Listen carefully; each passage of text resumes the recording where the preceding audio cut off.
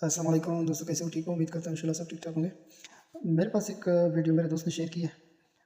वीडियो देख के मुझे बहुत जो है अफसोस हुआ है और मैंने सोचा मैं वीडियो को पाकिस्तानी अवाम के सामने रखता हूँ, लोगों के साथ शेयर करना चाहता हूँ। क्योंकि आजकल पाकिस्तान और अफ़गान के दरमियान कारोबार यानी बॉर्डर बंद है, तो अफ़गान में वो अफ़गानिस्तान में जो है ना मेडिसिन की बहुत शदीद कमी है। लोग जो है ना यहाँ तक कि डिस्प्रिन पेनाडाल तक लोग जो है ना तरस रहे। तो जो स्मगलर थे या जो समझो कि अफ़गान तजारतकार थे, तो वो खुफिया रस्तों से मेडिसिन को स्मगल कर रहे थे, लेके जा रहे थे अफ़गानिस्तान। तो वो किसी तरह जो है ना अफ़गान तालिबानों के हाथ लग गए और उसने जितनी भी मेडिसिन को पकड़ा है उसको आग लगाया है और अपने शदीद तो गुस्से का इज़हार किया है।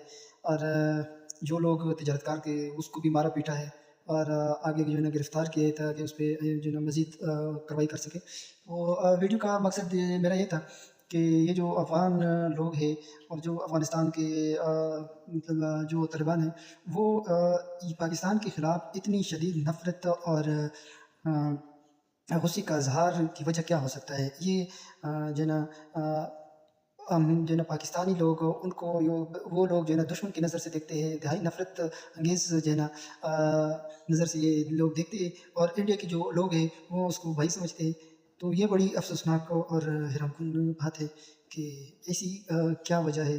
या तो उसमें ये जो जिस तरह वो कह रहे हैं कि इस्लामी शरीयत निज़ाम कायम करना चाहते हैं, ये जो कुछ भी है, या तो उसकी कमी है या जो है ना हमारी पाकिस्तान की या कोई मतलब कमी पेशी है जो उनके साथ हम या वो लोग जो इस तरह रहिए फिर जो है ना हमारे साथ वो मजबूर है।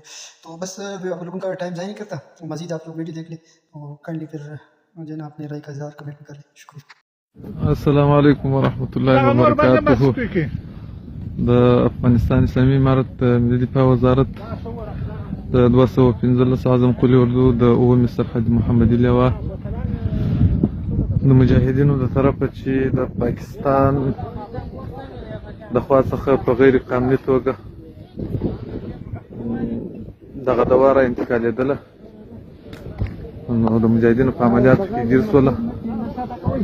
تقریبا 14-15 موټره دوا وه چې ټوله یې سره راټوله کړې ده او دلته یې اور واچوي دغه یې استادان دي.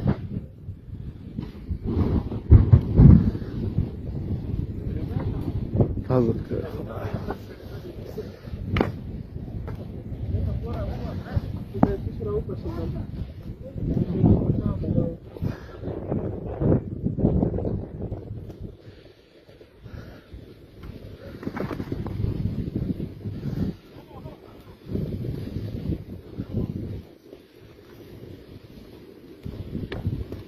الله الله پاک مو خدمت قبول کړه.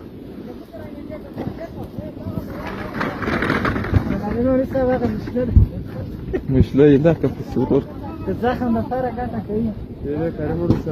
بس مادام دا سبب ډب څه هات مال پکې نه ده.